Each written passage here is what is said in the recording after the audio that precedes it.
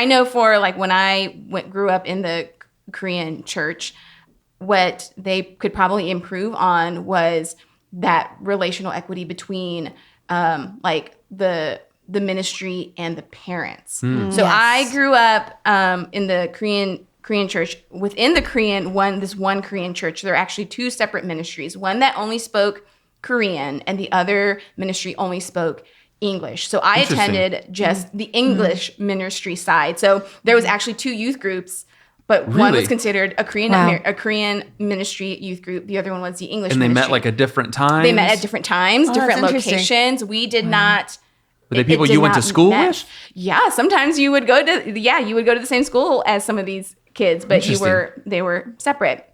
But because it was the English ministry, like we spoke English, and most of the parents are first generation, don't speak that much English. It was hard to build that like partnering with parents, you know, the bridge, that gap to communicate like, hey, is everything okay? And also in just our culture, it's so valued that you respect your elders. So if an elder says something like you're not allowed to go on this weekend retreat, that's the final word. Yeah. Like there is no like, but you know, your life can be changed. Like, well, your life could be changed at home too. Like, you know, it could just be, you know, so like whatever the parent said was the final word, and you never debated that or could really sway them. And so I think in the monoculture church that I grew up in, we could have probably improved on building those better relationships with parents to gain their trust. Because for me, my parents had a hard time trusting other people outside of our family, because they just didn't understand. They're new. They don't understand what's going on. They don't really know what a church retreat is. You mean you're going away for a whole weekend? Yeah. Like, what are you doing? Is there studying involved? Like, is there a time where you're going to open up some textbooks and is someone coming to tutor? Like that, like anything. I was only allowed to do anything if it advanced my life and my career. Yeah. When I became an adult. So interesting. Yeah. I think that is a very good point. And in our church, that it was great. You know, it took care of the immigrant families and all of that. I think that for the student ministry, that was something that was missing also, the connection with the family. And I don't know, it might have do with the fact that we had tons of different leaders going through the ministry, so it was kind of hard to kind of a lot of consistency. That consistency, but and so probably a lack of trust. If there's not a lot of consistency, longevity, there's some trust issues. Maybe. Right, but I think that my parents didn't know anything unless I told them. Yeah, that was going on in the student ministry. And I was very involved in it. And then because I was involved, kind of made them being involved.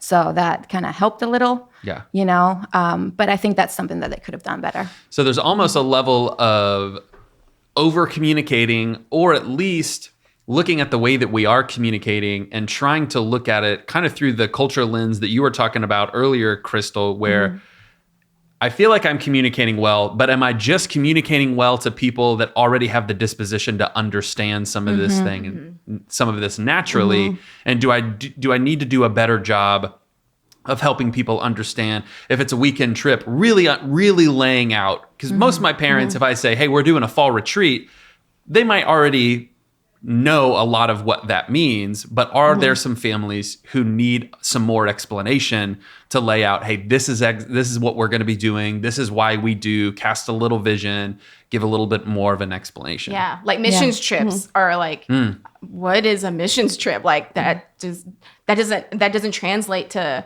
you know, another language as easily. So maybe even explaining that, not assuming that parents already know some of these words, or just being like, oh, well, it's a camp. Well, what's a camp? Like, I don't understand what that means. Even to explain all of that. I've noticed in my own group, faith traditions like baptism need sometimes some cultural like explanation. There's a girl in my group whose family is from Germany.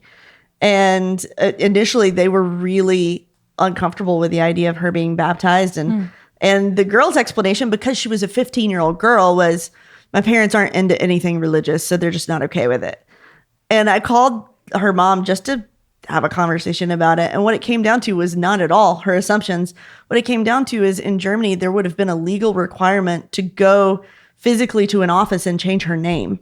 Oh, wow. Because baptism and naming are connected legally there. And I was explaining, no. In our faith tradition, this is like entirely symbolic. There's nothing legal attached. You don't have to go back to Germany. And her mom's response was, oh, great. I'll throw a party. Everyone come over. She's all in. Oh, that's all it took. That was it. And so I'm learning as a leader to just ask the question sometimes, like, what do you think about this? And how can I help?